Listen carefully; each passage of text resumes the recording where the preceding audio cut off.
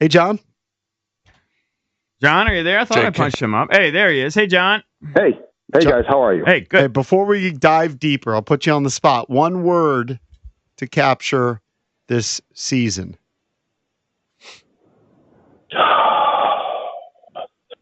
I'm thinking, let's see. I'll have a couple come to mind, but remarkable. If there's, I'm trying to think of a word where whatever word means to bring joy back to this area. And I don't know what word that would be right now. Rejuvenated, maybe? Yeah, rejuvenated. For reawakening. Yeah, there you go. You know, and I just because, you know, whatever happened yesterday, that was, you know, the Eagles are really good. You go in that game, they're a better team. You had a chance. It didn't go your way. It was an ugly game. But this season, like watching the fan base over the last few weeks get re-energized. There's another one, just by this team. And then to have all the wins they had and the quarterback they have, it's a reawakening because like people came back into the fold, and you know it would take a lot to get people back, and that's what they delivered. So John, we did a watch party out in Ashburn yesterday at Honor Brewing, and something that struck me was like when we would go out 5, 10, 15 years ago, like people would always be wearing like Joe Theismann jerseys or Riggins jerseys or like older jerseys. Like I didn't see a lot of that yesterday. I saw a lot of either current jerseys or just random Commanders gear. It wasn't like people were just trying to hold on to something from the past. Like they're embracing the newness of it. You know what I mean? Like, I do. I saw a lot of new gear in the area too. Mm-hmm. And I think there's also, I think, you know how it is too. Like you'd get a guy here and then it would go wrong. And so you know, or you didn't trust that it would go right. And I think, you know, between like McLaurin, Daniels, you have, you know, Samersill guy, you have guys that, you know, who are players that you want to root for, and who could be here for a while. And but also I think it's just, they want, I've always gotten the feeling like, you know, from fans on social media or people that you meet in the community, like they didn't want to leave being a fan of this franchise. They felt forced out. And I think people have been looking for a way back in, because look at how much fun it was for this area in the fan base and everybody. It was fun for me when this team was playing like that and winning like that. And so I think that's part of it too. Like you're embracing where they are now, finally. Yes. All right. So let's get into the game. Obviously turnovers, the biggest factor in the game, but I've mentioned this a few times. I think some of the themes we talked about week after week showed up. Can't stop the run. Yep. I mean, starts there. We talked about it. It seemed like almost every week. Can't stop the run, and it seems like they have some personnel where you would think they would be able to stop the run. Could you put your finger on why they couldn't stop the run well this year? I mean, it usually, if it's a season-long thing, it's more than just, you know, a few spots. But I think you could look at,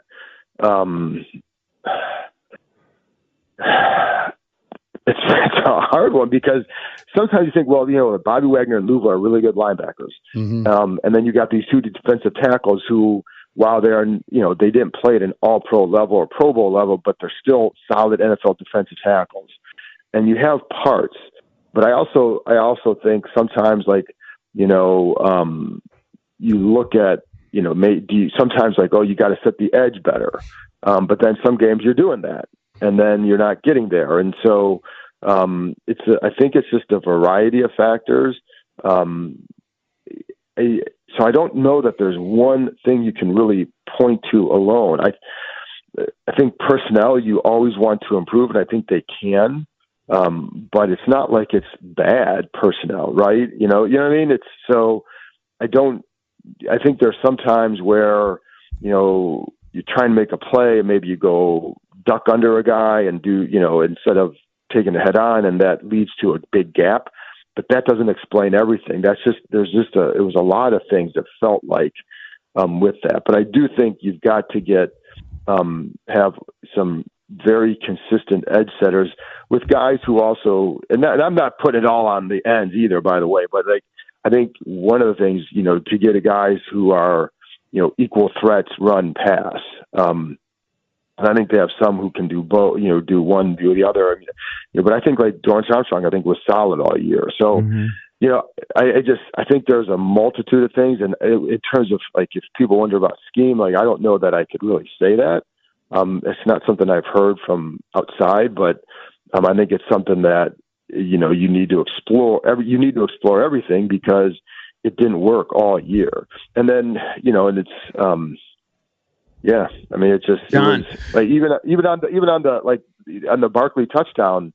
I think Fowler kind of gets tripped up. I think he reads the play right, tries to spin out, but then he gets tripped up. And if he doesn't get tripped up coming over, he may have filled that hole. He may have been there, but he wasn't. But it's like, but he read it right, and then you miss the tackle, then you take a bet. Yeah. But like I said, it's just there were a multitude of things each time.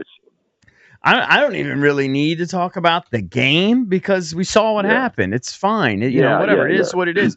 But I'm more curious about just like as we move forward, because when JP went around and asked us like what word would you use to describe, he said magical. And I thought there was some magical elements, but to me, magical connotates you win a championship. So for me, it was more like super exciting. But then I could also put a negative connotation on it too. Maybe fluky. You will win some of those games down the stretch that you might not win next year. So whatever. It's a good team and they got a great quarterback. It's a good foundation. Right. What I'm interested in is though, what really I thought made this team special was the blend of veterans and young players. And those veterans though, like Bobby Wagner clearly was a massive contributor, but he also clearly has limitations. Can they afford to bring him back? I think locker room wise, absolutely, and even certainly he makes plays. But I want more sideline to sideline, and then like a guy like Ertz, he looked rejuvenated yesterday. But by and large, he would catch it and fall down. I mean, like those two guys in particular? We know the back of the roster guys will come and go. Well, what about those big name guys? What do they do with them? And I think that's a good question too, because I wondered that too. And Wagner is not what he was. He was still a good linebacker. For sure. His impact was tremendous. For sure. The question is, as you proceed, can he do that again? And that's what people asked of him last year. And he's not a guy like some of these guys you don't put limitations on. So I think the one thing that I think that helps them with him is, I'm curious, like what I would want to know from them too is the plans for a guy like Jordan McGee, because he has some of that. And, with another year with him help. And, so that, I think that's because I think you're right. Like, I think if you got another guy there can be more dynamic, that's always going to help, right? I don't know that Jordan McGee's that guy. I just know that he's a guy they liked a lot in training camp. And I'd be curious to see, with him, if he had another year with Wagner, just how the impact on him. As far as Ertz goes, I think that what that also highlighted yesterday was the inability to get the ball outside. And, the Eagles were pretty content giving up certain things. Yeah. I do think with Ertz, the question I always have for both those guys. And I think for sure that Wagner wants to keep playing. And again, because of his importance in there, I'd have no problem bringing him back. But with Ertz, I don't know what he wants to do. He was so valuable on third and fourth down in the red zone for Jayden that you could clearly still play.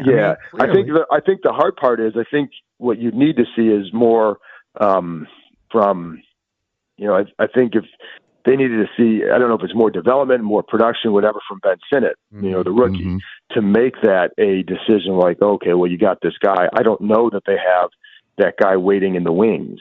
I would go out and look for another one in the draft, maybe later, just to get another guy in the fold, because, just because.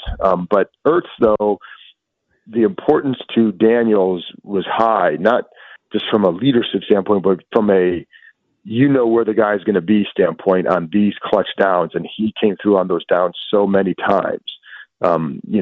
So I think what they need to do more so than do anything with him is to find more guys on the outside who can consistently do things opposite McLaurin. Joined by John Keim, or in the backfield. You need another dynamic guy on that offense wherever it is. Joined by John Keim, who covers the Commanders for ESPN.com. So you tweeted this yesterday at John_Keim. Lattimore needs to keep his head in the game. This team has been good at keeping composure all year. A corner who's giving up big plays can't do this. And look, Adam Peters and the staff, they knew what they were getting when they traded for Lattimore. There have been some high-profile skirmishes, especially with Mike Evans, a guy who kind of plays on the edge. You saw that manifest itself yesterday with, A.J. Brown. And look, I'm not blaming him for getting that penalty. I think they should have gotten offsetting penalties. It was weird. Yeah, it was kind of weird. Yeah. Brown didn't get one, but what do you think behind closed doors they think of Lattimore, and what are the plans for him going forward? Is he like a long-term piece for this team? Yeah, well, but when they traded for him, it was never with just the intention of this year. Mm-hmm. It was always with the next 2 years in mind. So I think the hard part to know with him is the impact, and the keeping your cool stuff is separate from how was he physically. And I don't think he was playing. I think his hamstring was fine, but what was the impact of all that missed time and the injury on itself? Like, there were a couple hamstring injuries. And so, was he the guy that he's going to be the next 2 years? Or with an off season, you get that thing completely right. You get to camp and you're feeling different. Are we going to see a different guy? Because that's what they're going to need to see if they really want to improve this defense. So I think that's, you had to always look at it with a long-term perspective, not just, I know the initial thought for everybody was, oh my gosh, they're going for it this year. But for them, it was also, but he's also got 2 more years on his deal. That was the key. I don't know that they would have made it just for this year. Certainly not at that price.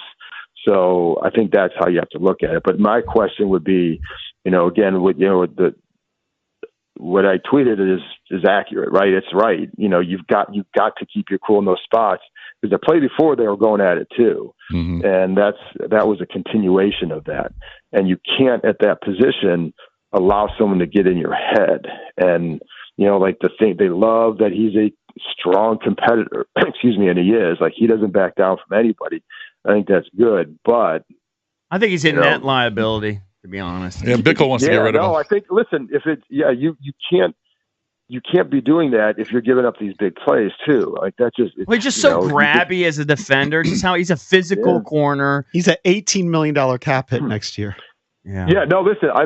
So the question, and this is what I don't know, is how they view these last these weeks for him yet, right? Because again, if they think, well, the hamstring is only about, it's good enough to get out there, but it's impacted his play, that's one thing. If they think, all right, there's a problem here, then that's another, because then you'd have to make a different decision.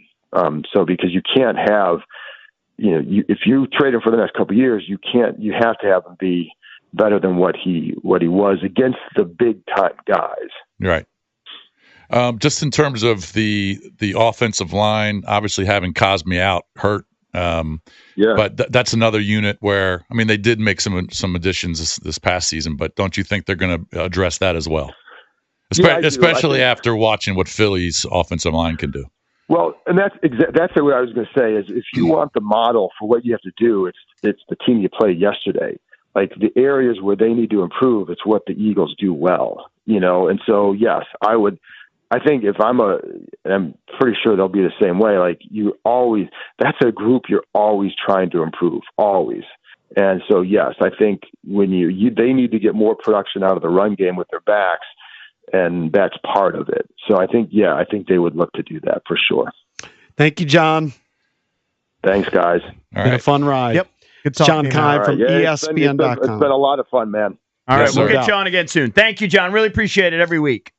Coming up next. I always enjoy it, man. Thank you, buddy. Thank you. Coming up next, we will tackle already what we think they need to do. The next step to get to the next level.